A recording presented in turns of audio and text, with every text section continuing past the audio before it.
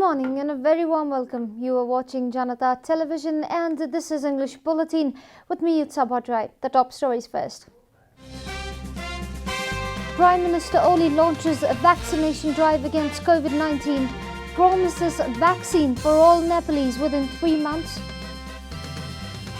Government to provide ID cards to families of conflict victims. Cabinet meeting extends tenures of Chief of Transitional Bodies. NPC Vice Chair highlights the importance of MCC, says government will have to fund the project itself if the grant is not endorsed. UN calls for sanctions on Sri Lankan ex-commanders. New report implicates current army chief in atrocities during civil war. And Manchester United suffer shock defeat. Leicester comes back from behind to draw against Everton.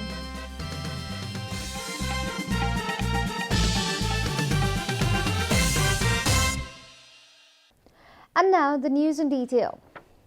Prime Minister KP Sharma Oli has assured that all Nepali citizens will be vaccinated against coronavirus within the next 3 months.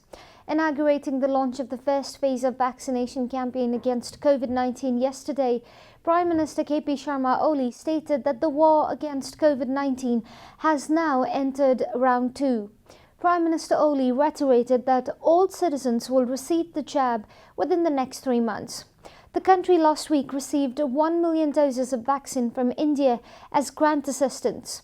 The jab has been administered to health workers and frontline workers throughout the country. The second dose of the vaccine should be administered 28 days after receiving the first dose. Prime Minister Oli also cautioned everyone not to turn the vaccination campaign into a profit-earning business. The vaccine should be available and accessible to all, said the Prime Minister, adding poverty should not be a barricade for not receiving the jab. The vaccination received as assistance or procured by the government will be provided for free to all citizens, Prime Minister Oli further said.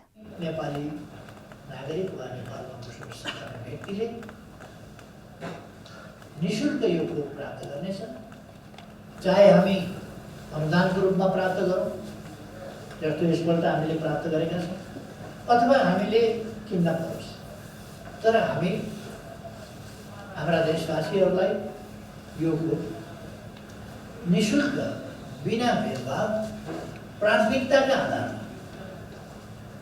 संवेदनशीलताका हिसाबले प्राथमिकताका आधारमा यो उपलब्ध गराउनेछौँ। Prime Minister Oli informed that the government is in talks with other nations and organizations for the procurement of more vaccines.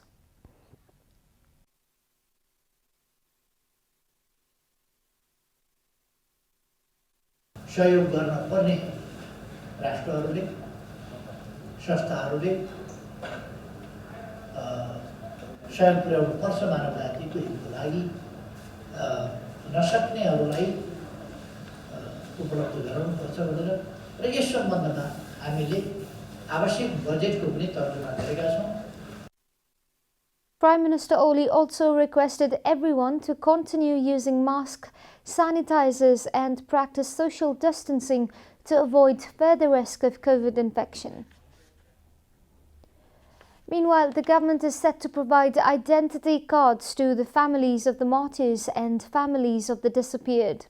A meeting of the Council of Ministers held on January 26 had formed a committee to submit a proposal regarding the issue.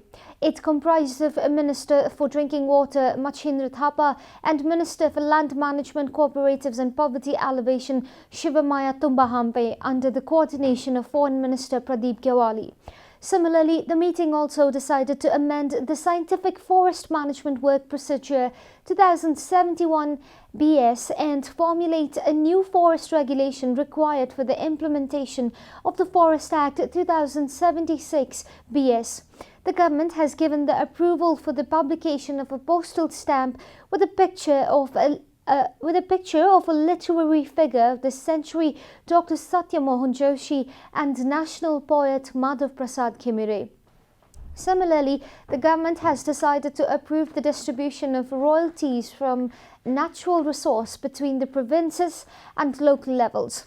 The meeting also decided to extend the tenure of chairperson and members of the Commission for the Investigation of Enforced Disappearance Person and the Truth and Reconciliation Commission.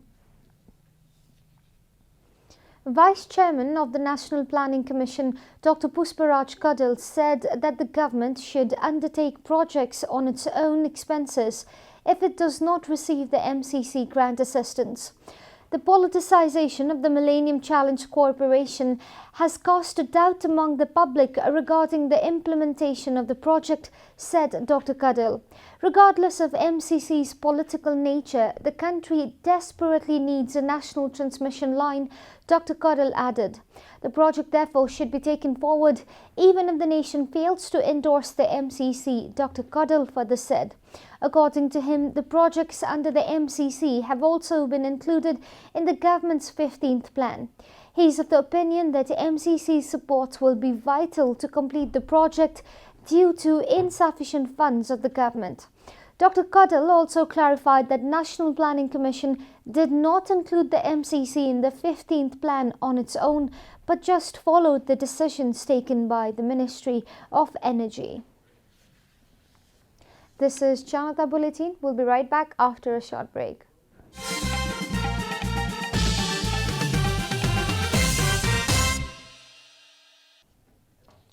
Welcome back after the break. We continue with other national news.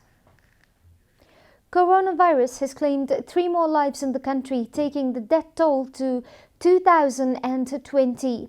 The government yesterday confirmed 283 new cases of coronavirus across the country. Following the latest round of tests, the total cases of coronavirus in the country have climbed to 270,375, while the number of active cases has increased to 3,286 from the overnight tally of 3,252.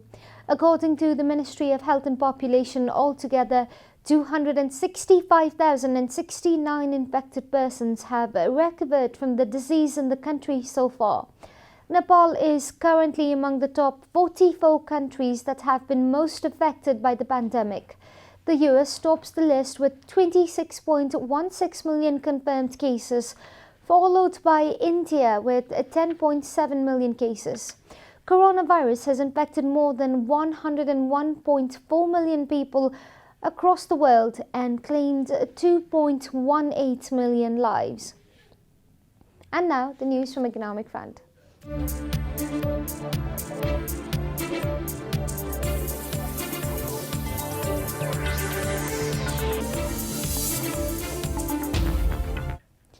The Nepal Electricity Authority has said that daily power supply will be disrupted in eastern Nepal for a month to upgrade the transmission line. In order to upgrade the conductors of the Dobahikani 33 kV double circuit transmission line, the transmission line may be blocked from 8 a.m. to 5 p.m. every day from 26th January to 24th of February. According to NEA, power supply to all the areas under Itahari Distribution Center of Sunsuri, which received power supply from that particular transmission line, may be disrupted for at least a month. NEA has also stated that if the upgrade work is completed ahead of schedule, the power supply will be made regular immediately. Time for a short break here at Janata Bulletin. Stay tuned for international and sports news.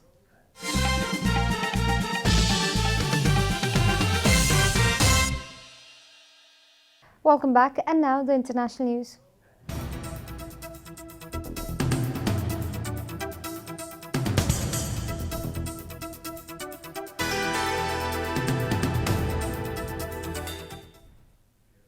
The UN Human Rights Chief yesterday urged states to impose targeted sanctions on former Sri Lankan military commanders, including the current army chief, linked to alleged atrocities during the country's civil war. According to Reuters, the UN has raised concerns regarding the role of Sri Lanka's military during the last years of the civil war. The 26-year war ended in 2009 with a crushing defeat of the Tamil Tigers, a minority tribe in the island nation. Michelle Bachelet said that last year President Gotabaya Rajapaksa had put at least 28 serving or retired military and intelligence figures in key administrative posts.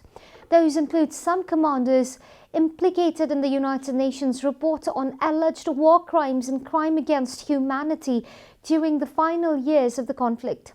States can consider targeted sanctions such as asset freezes and travel bans against credibly alleged perpetrators of grave human rights violation and abuses, she said in a report to UN Human Rights Council.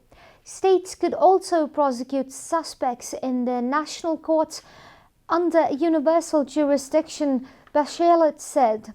The report was quickly rejected as baseless by Sri Lankan authorities.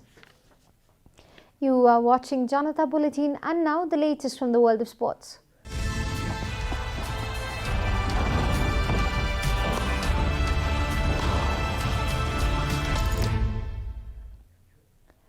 Manchester United were denied the chance to go top of the Premier League table after losing 2-1 to bottom side Sheffield United.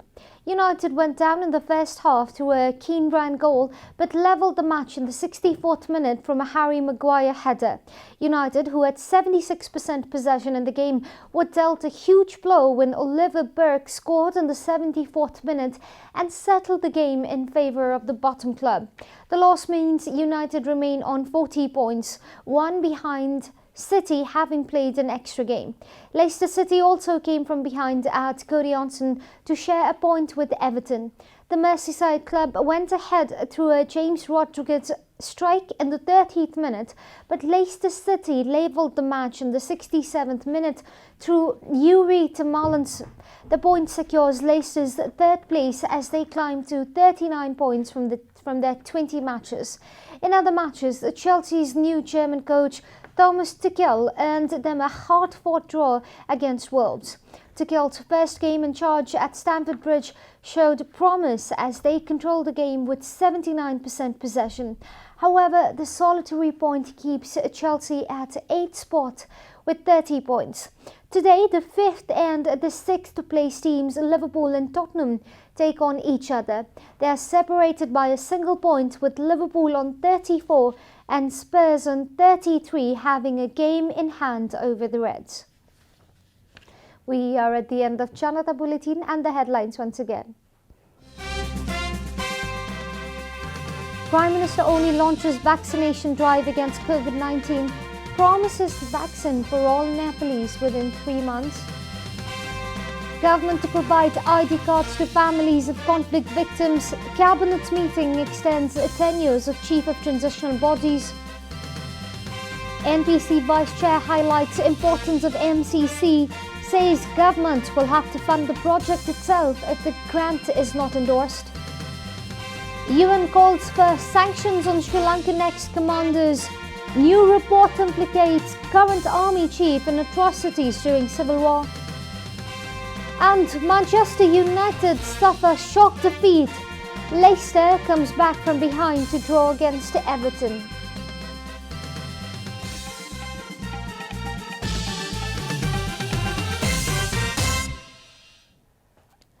And that's all from the English News Desk for today. You can follow Janata Television and our programs on various social media platforms, including on our website janatasamachar.com. Keep watching Janata Television. Namaste.